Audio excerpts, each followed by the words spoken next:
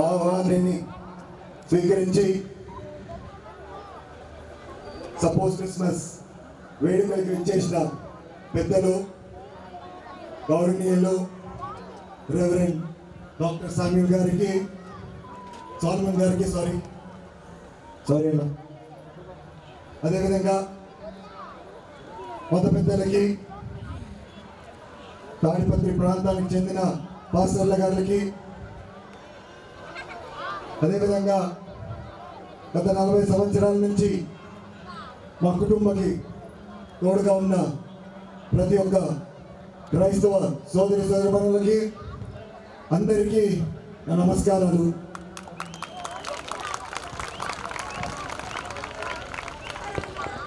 నేను చాలాసార్లు ఆలోచించేవాడిని, అసలు ఏంటి ప్రేమ విందు అంటే అర్థమయ్యేది కాదు. ఎందుకు ప్రపంచమంతా కేవలం ఒక దేశానికే కాదు కానీ ప్రపంచమంతా ఎందుకు ఇంత ఆనందంగా ఇంత పెద్దగా ఎందుకు జరుపుకుంటారనేది అర్థమయ్యేది కాదు. అలాంటప్పుడు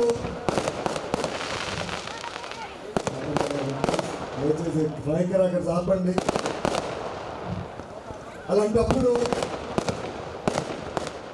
అన్నీ తెలుసుకోవాలని ఎప్పుడు ఒక ఆశ ఉండేది నాకు. అదేవిధంగా పుస్తకాలు తిరిగేయడం మొదలుపెట్టా. తిరిగి తిప్పి ఎటువైపు చూసినా నాకు రెండు పదాలు కనిపించాయి.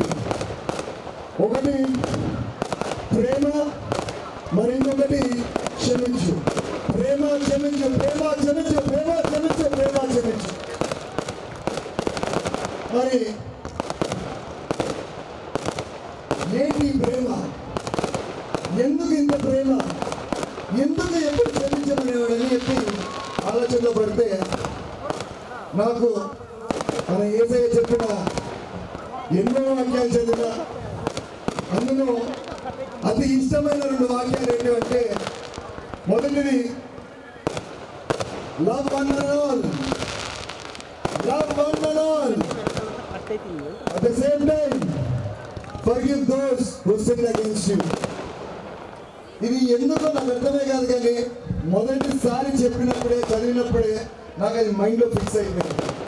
మన ఏమనేవాడంటే ప్రతి ఒక్కరిని ప్రేమించండి, ప్రతి ఒక్కరిని ప్రేమించండి.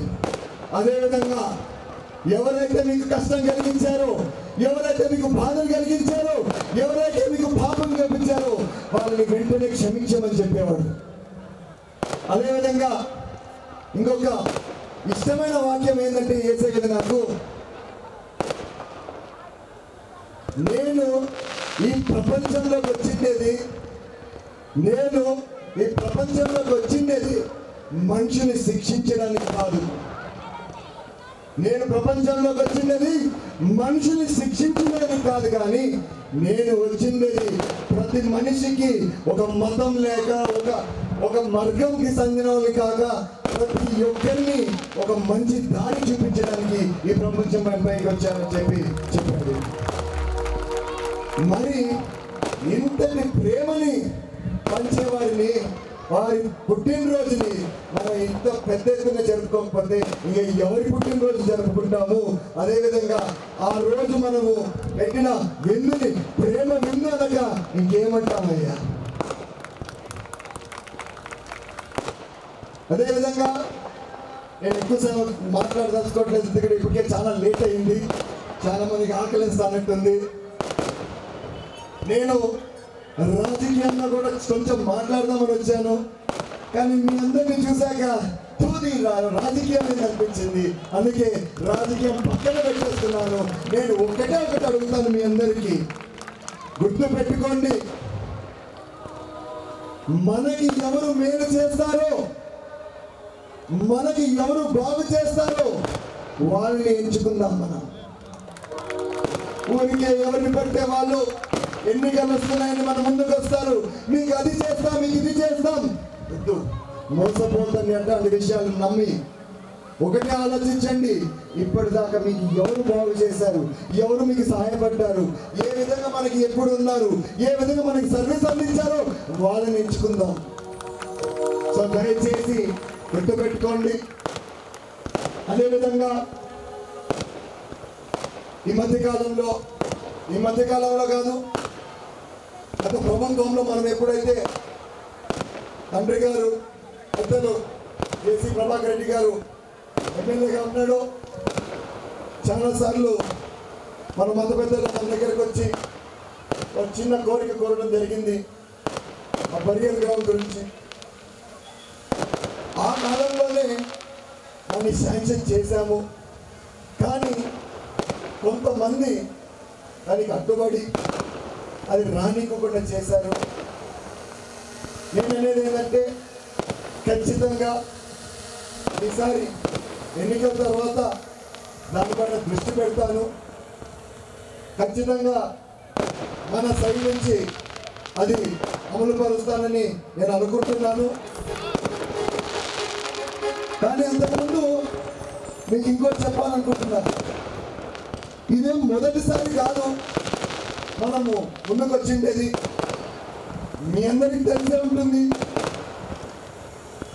మన రైల్వే స్టేషన్ చర్చకి సహాయపడ్డాము. 10 లక్షలు గవర్నమెంట్ తరఫున ఇప్పించాము. అదేవిధంగా సొంత నిధులు 2 లక్షల దాకా సహాయపడ్డాము. జూటూరు కాలనీలో చూసుకుంటే ఒక కమ్యూనిటీ హాల్ కట్టించబడింది, మన పేదలకి ఉపయోగపడుతుంది అని చెప్పేసి. అదేవిధంగా మన కోరాట కాలనీలో అయితే మన బరియల్ గ్రౌండ్కి దాదాపు 5 లక్షల దాకా ఖర్చు పెట్టి మన బౌండరీస్ కట్టించబడింది. అదేవిధంగా మన పాలెంలో ఉన్న చర్చు మీ అందరికి తెలిసే ఉంటుంది, ఒకసారి పిడుగుబడి కాలిపోయడం జరిగింది. ఆ రిపేర్ కూడా మనమే సొంత ఖర్చులతో చేయించింది. సో ఇన్ని ప్రోగ్రామ్స్ చేసినప్పుడు ఒక బరియల్ గ్రౌండ్ చేయలేమా? ఆలోచించండి మీరంతా ఒక్కసారి.